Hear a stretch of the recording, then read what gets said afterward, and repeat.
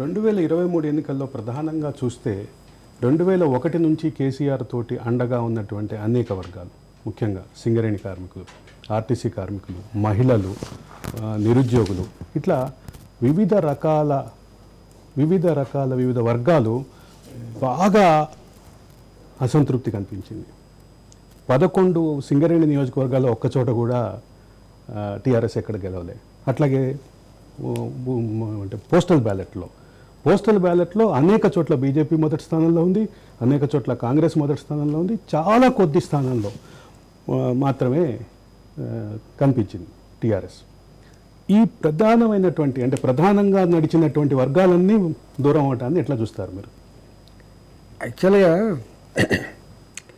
కేసీఆర్ని నిలబెట్టింది తెలంగాణ చైతన్యం, సంఘాలు, అన్నిటికీ మిక్కిలి ఉద్యమకారులుగా అనేక సంవత్సరాలు కొనసాగి పార్టీలను, జెండాలను, సిద్ధాంతాలను పక్కకు పెట్టి తెలంగాణ రాష్ట్ర ఏర్పాటు కోసం కేసీఆర్ గారితో జతకట్టి నడిచిన వాళ్ళు. కేసీఆర్ గారిని వ్యక్తిగతంగా చూడలేవాళ్ళు, కేసీఆర్ గారి ఫిలాసఫీ చూడలేవాళ్ళు. కేసీఆర్ గారు ఇచ్చిన నినాదం ఒకటే, తెలంగాణ రాష్ట్రాన్ని సాధించడం ఎజెండాగా వాళ్ళంతా కూడా కలిసి వచ్చారు. వారు అధికారంలోకి వచ్చిన తర్వాత మొట్టమొదటిగా వారు నిరాకరించింది ఏంటంటే, నా రాష్ట్రంలో చైతన్యానికి ఆస్కారం లేదు, నా రాజ్యంలో ఎక్కడ కూడా నాయకులు, సంఘాల నాయకులు ఉండడానికి వీల్లేదు. ప్రజా తెలంగాణ ఆలోచనపై నా రాజ్యం అనే దాకా తప్పకుండా. ఇలా ఆర్టీసీ ఉంది.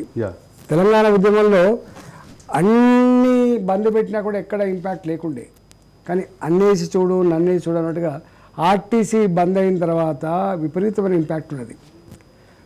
దసరా పండుగకు మీకు తెలుసు, దసరా పండుగకు ఆర్టీసీకి అంత ఇంత లాభం వస్తుంది, చాలా బిజీ ఉంటుంది. దసరా పండుగకు కూడా పండుగ లేకపోతే మానే, మాకు కొత్త బట్టలు తొడుక్కోకపోతే మానే, మాకు తెలంగాణ రాష్ట్రం రావాలని చెప్పి అంత కమిట్మెంట్తో చేసినటువంటి ఆర్టీసీ కార్మికులు, దాన్ని నాయకత్వం వహించిన అశ్వత్థామరెడ్డి కావచ్చు.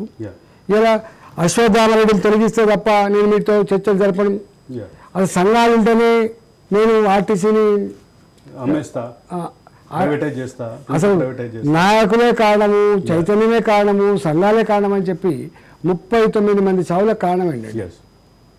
ఆ రోజు తెలంగాణ సమాజం భావించింది, ఓహో ఒడ్డెక్కదాకా ఓడమల్లప్ప, ఒడ్డెక్కినాక బోడమల్లప్ప 100 సార్లు చెప్పే కేసీఆర్ ఇలా తాను అంతకంటే దర్జంగా చేస్తున్న భావన కలిగిందండి. సింగరేణి గురించి అడుగుతున్నారు. సింగరేణి ఎంత బాధ అంటే, అంతకుముందు టీబీజీకే సంఘం మాదే ఉండేది, కానీ తెలంగాణ వచ్చిన తర్వాత మీరు చూడండి, ఏ సింగరేణి అయితే ఆనాడు తెగించి ఉద్యోగాలు పోతేమాయని తెగించి సింగరేణి బంద్ పెట్టిందో, తెలంగాణ సకల జన సమ్మెలో పాల్గొనదో, అలాంటి నాయకులను కానీ అలాంటి సంఘాలను కానీ ఎన్నికలు లేవు. ఇలా ఒక శ్రీధర్ గారిని పెట్టుకొని 7.5 సంవత్సరాలు 8 సంవత్సరాలు తానే చైర్మన్ పెట్టుకొని మొత్తం తానై, దానికి తోడుగా వాళ్ళ కూతురు కవిత గారు మొత్తం అంటే పంచుకున్నట్టుగానే ఈ సింగరేణి నాది, ఎవరు ఏలుపెట్టడానికి వీలు లేదు, నా రాజ్యం అనే పద్ధతిలో వాళ్ళని చేశారు. ఇలా సింగరేణి కార్మికులు, ఆర్టీసీ కార్మికులు ఒక్క మాటలో చెప్పాలంటే తెలంగాణ గడ్డ మీద గత అనేక సంవత్సరాలుగా వాళ్ళ కులాల పరంగా కావచ్చు, వాళ్ళ వర్గాల పరంగా కావచ్చు, జాతుల పరంగా కావచ్చు, సంఘాలు పెట్టుకొని దరఖాస్తులు పెట్టుకొని వాళ్ళు పాపం సమస్యల పరిష్కారం కోసం ప్రజలకు అండగా ఉన్నారో ఆ సంఘాలన్నీ కూడా మాయమైపోయినాయి.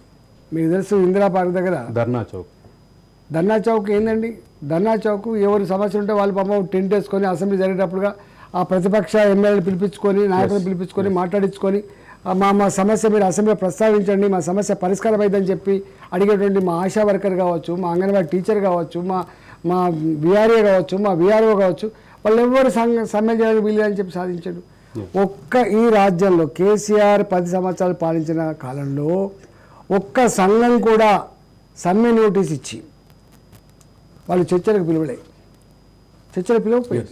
వాళ్ళు ఒకవేళ సమ్మెలో దిగిన సందర్భంగా మీ ఉద్యోగాలు పోతాయని చెప్పి భార్యకు ఫోన్ చేసారు, తల్లిదండ్రులకు ఫోన్ చేసారు, అత్తమామ బెదిరించరు, లొంగ తీసుకునే ప్రయత్నమే చేసింది తప్ప అయ్యో మీ సమస్య ఏందని చెప్పి ఒక్క మంత్రి కూడా పిలిపించి మాట్లాడే సందర్భం లేదు.